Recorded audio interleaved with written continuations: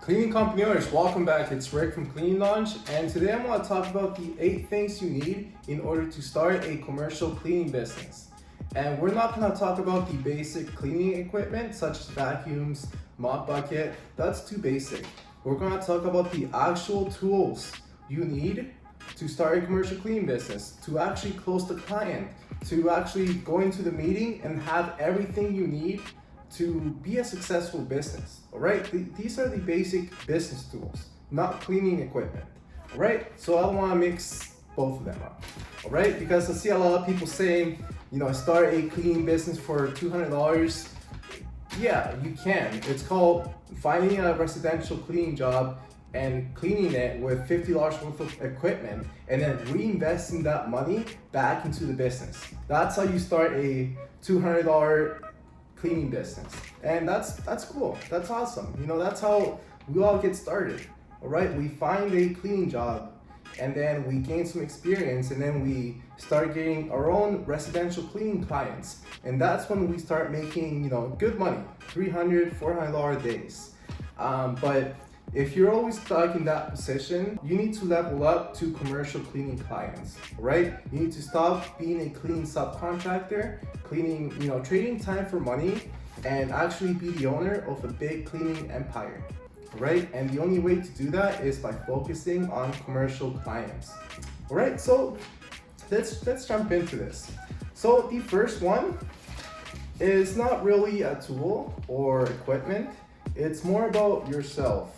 And that's putting yourself in a position to be successful, right? So the first one would be the first one, I know it sounds very basic, but this is the most important one because you need to put yourself in a position to be successful in the business. So number one is you need basic cash flow, all right? So look at your expenses.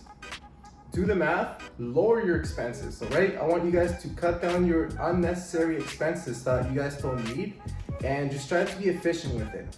So that way, if you make no revenue right away, you're not stressed out, all right?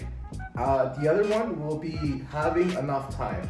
For example, if you have a full-time job, you have a family, you have to babysit, you have a bunch of dogs, you have a bunch of hobbies, you're gonna have no time to actually put into the business to grow. So number one, look at your time and create a routine. Make the time for your business. We have the same 24 hours, so you make the decisions, all right? You need to have priorities.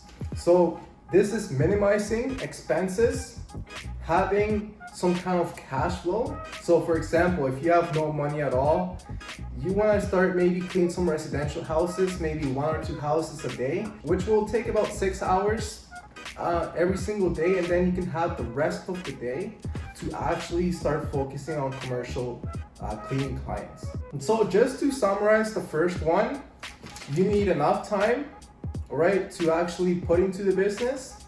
You need some basic cash flow to pay your expenses so you don't go broke or go into debt, all right? You can just live off $1,000 or $2,000 every single month, depending on your situation.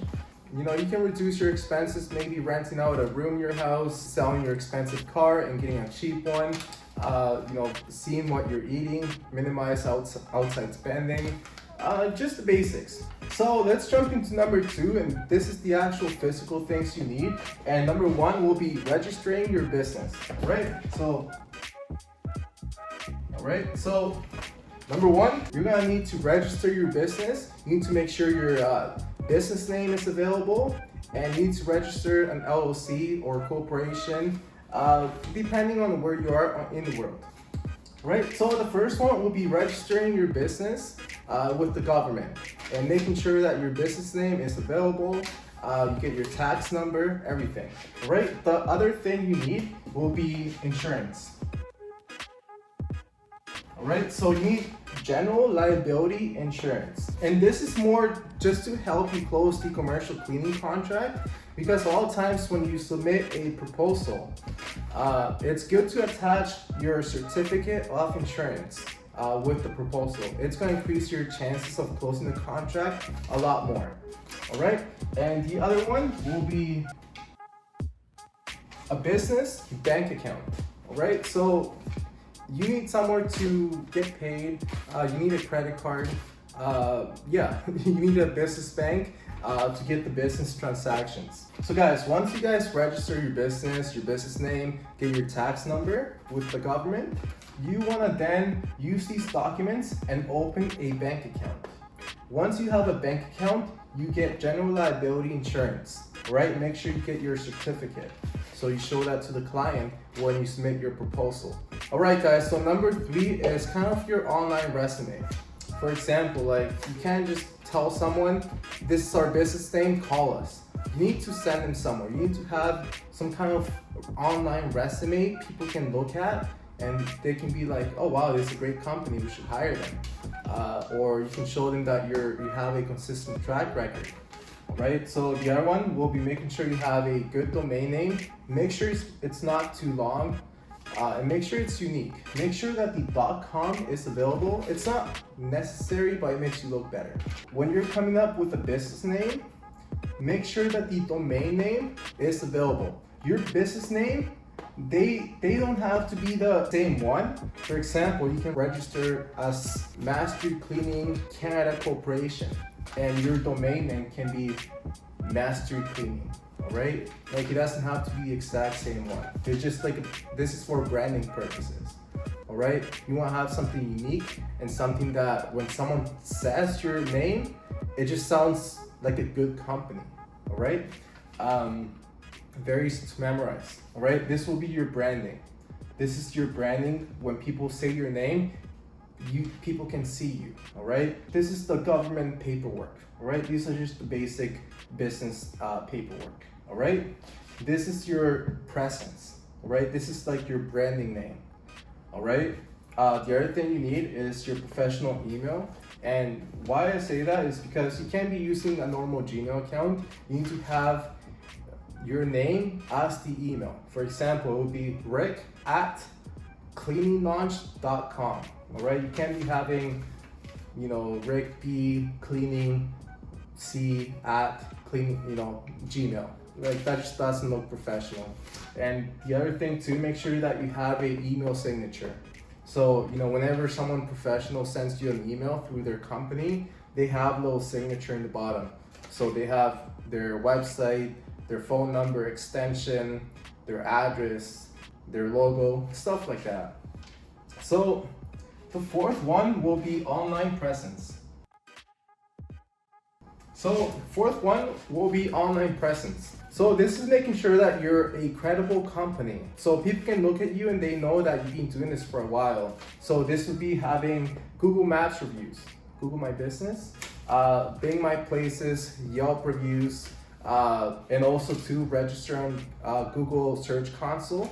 So whenever someone types your company name on Google, your website actually appears on the search results. Not because you have a website doesn't mean you're gonna show on Google search. You actually have to register there.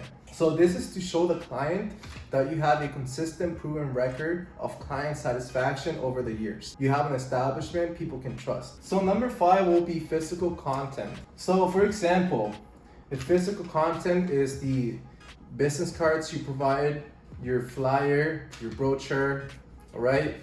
For example, when you're doing the walkthrough, you have a checklist. This is the physical content that will make you look like a more professional company. This will be like your physical copy of your resume. But in this case, it will be a brochure and your business cards, right? This will be the thing you give to the client when you're doing the walkthrough, all right? It just helps you look a lot more professional than coming empty-handed. So number 6 will be the proposal, because you can't just go into the meeting and just tell the client, this is how much we charge, when do we start? It doesn't work like that. You need to give the client a physical proposal or digital proposal so they can sign it and then they can move forward, all right? And that's when you set up a starting date, you pick up the keys, all of that. But this is what you need in order to close a commercial cleaning client, all right? No one's gonna hire you with just by talking. You need to give them the paperwork. You need to give them the proposal. All right, so that's a must. And honestly, a lot of people I speak with, they're like, oh, I already have that. But it's pretty mediocre, and when you're competing for the contract against, 4 other competitors, yeah, it's gonna be very hard to close that contract. So, number one is, having your website fully optimized. Like, every single thing matters. One little thing that you're missing can be the difference between closing or losing the contract to your competitors. So make sure everything is on point. Make sure it's professional, all right? And a lot of times when you're doing this yourself, it might take a long time to create something good, but our clients get this right away within the first week. But I don't want to talk about that right now. Let's jump into the next one, which will be a contract for your employee. All right, so once you start closing commercial cleaning contracts, you're gonna hire employees. All right, and the same thing goes for your employees. You need to give them something to sign in order to protect yourself. For example, what if the employee decides to take your client? Or what if the employee decides to run off with the client keys and they don't show up to work? You need to have the terms and the expectations in the contract for every single employee or subcontractor you guys have. So number 8, which is pretty basic, will be your invoicing software. Guys, if you guys are sending your invoices by PDF, by creating an Excel file, that's old school. You guys need to use the software. Like, you guys can use QuickBooks, Wave apps. There's a lot of invoicing softwares, which keeps track of them. It's a lot better, all right? You can automate them too. So yeah, so these are just the 8 basic tools you need in order to close a commercial cleaning contract, all right? Because think about it. First they go to your website, then they request a quote, all right? And make sure you have everything on point on your website. Make sure you have testimonials. You have the services you do.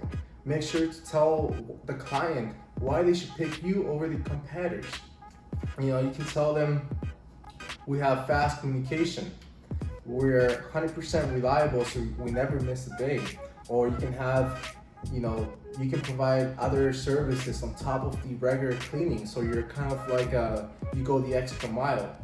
Or yeah, stuff like that. So guys, these are the 8 basic tools you guys need in order to start closing commercial cleaning contracts. But this is not how you grow. These are just the mandatory tools you need, all right? This is like your establishment. We're not going over marketing or hiring a salesperson. That's a whole different video. But if you guys want to learn more, if you guys want every secret in growing a commercial cleaning business, click below. I have a free training showing you everything step by step, and you also get the option to work with me. So if you want to work one-on-one, fill out the form below, or if you want to join our program, that's fine too. Just everything will be in the bottom. But don't forget to follow my Instagram.